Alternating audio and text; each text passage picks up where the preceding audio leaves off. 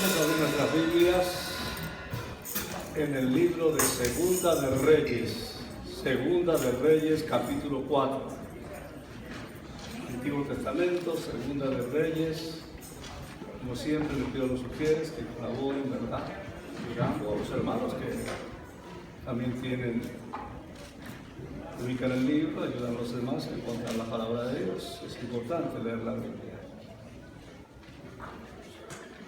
Gloria a Dios. A ver, victoria en el nombre de Jesús. El enemigo no quiere, pero Dios quiere. Es más poderoso el que está en nosotros que el que está en el mundo. Aleluya. Segunda de Reyes, capítulo 4, versículos 1 al 7. Ya lo tienen, vamos a dar lectura.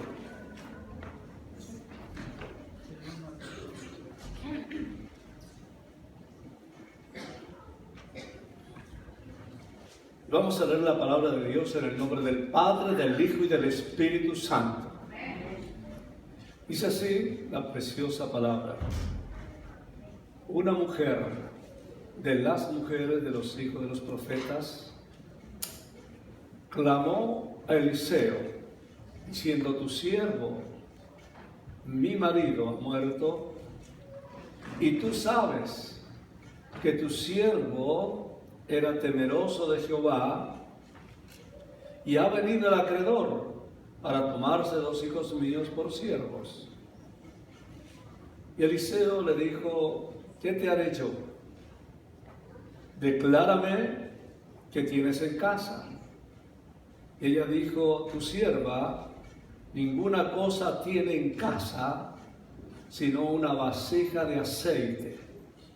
Él le dijo: ve y pide para ti vasijas prestadas de todos tus vecinos, vasijas vacías, no pocas, diga no pocas. No pocas.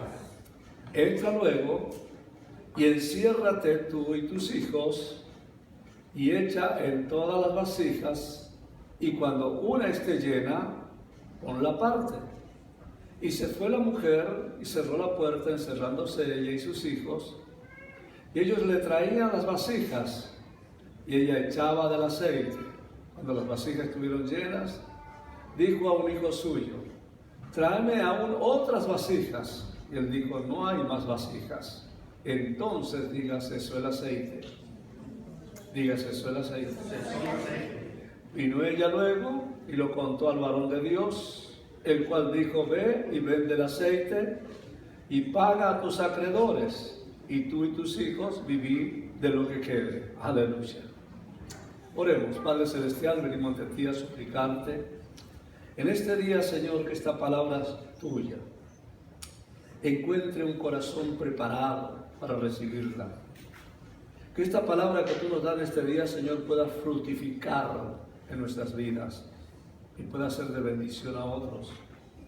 Quita lo que estorba, lo que impide, Señor, que tu palabra corra, que tu iglesia crezca. Todo lo que quiere detener y estorbar, arráncalo de raíz, Señor. Y manifiesta tu poder y tu presencia por medio de tu Santo Espíritu, en el nombre de Jesús.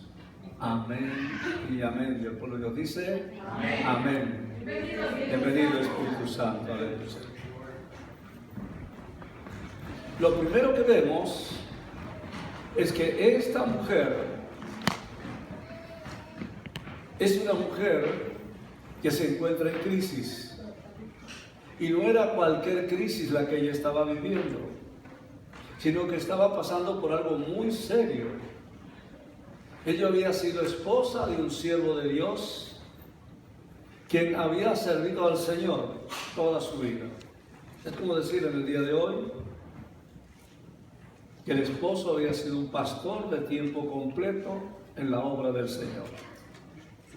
Y el problema era que este siervo de Dios acababa de fallecer, había muerto. Y al morir dejó deudas sin pagar. Y entonces, dice, vinieron los acreedores. Y los acreedores siempre aparecen como buitres, como esas compañías de Mastercard o Visa, y vinieron a tocarle la puerta a la viuda. Pero ya no vinieron con la misma amabilidad, sino que ahora venían exigiendo el pago.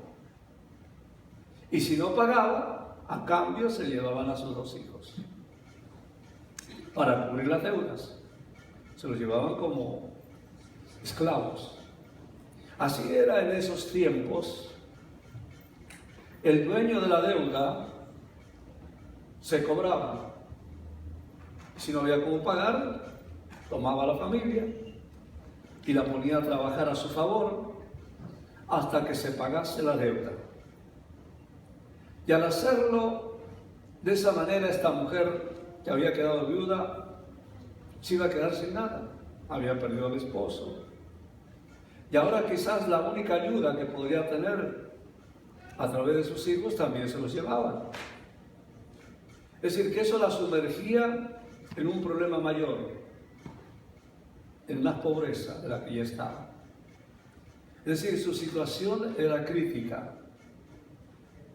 Por eso tenemos que ser responsables de nuestras deudas. Amén. Porque si nos vamos, alguien tiene que pagarlas. Exacto.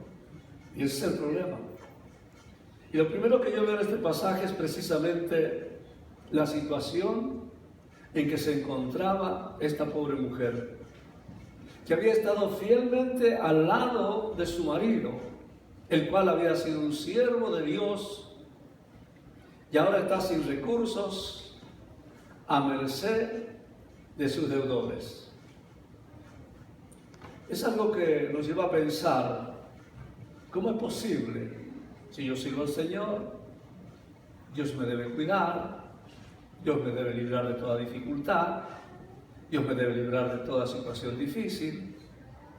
Es decir, Él no va a dejar que nada malo me pase. Y uno piensa que no va a tener problemas, que no va a tener deudas, que todo va a ser bendición y prosperidad. Hay mucha gente que cree eso. Yo hago cristiano para no tener deudas, para que todo me vaya bien, para tener bendición y prosperidad. Y yo creo en la prosperidad, yo creo en la bendición para los hijos de Dios, y por eso mismo predico este sermón. Pero también es importante que entiendas que a los hijos de Dios, a los que sirven al Señor, también pueden venirle pruebas y dificultades.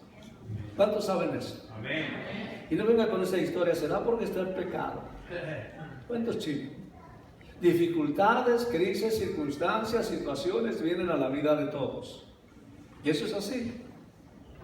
Lo que tenemos que estar es preparados para cuando vengan esas dificultades. No creo que haya ningún problema en decirle al pueblo de Dios que vivimos en un mundo caído, que es un mundo peligroso, que es un mundo de dificultades, de crisis, que cada vez que usted se mueve en contra de la gravedad, porque ahí está la dificultad, hay resistencia. Esos son los condicionantes de este mundo. Ahora no de sorprendernos porque el mismo Señor Jesucristo dijo en su palabra: en el mundo hallaréis aflicción. Pero gracias a Dios que no se quedó solo ahí, en ese diagnóstico negativo, sino que también dijo: confiad, yo he vencido al mundo. Aleluya. Gloria a Dios. Pero a veces no nos detenemos lo suficiente y en hallaréis aflicción. Se nos hace más fácil pasar rápidamente a la otra parte que dice: confiad, yo he vencido al mundo. Es decir, somos como los niños, ¿verdad? Nos dan un pan con mermelada, ¿y qué hacemos? Lamemos la mermelada y dejamos el pan. Y se lo damos a mamá para que le ponga más. ¿Pero qué dice mamá? Dice: te tienes que comer el pan también.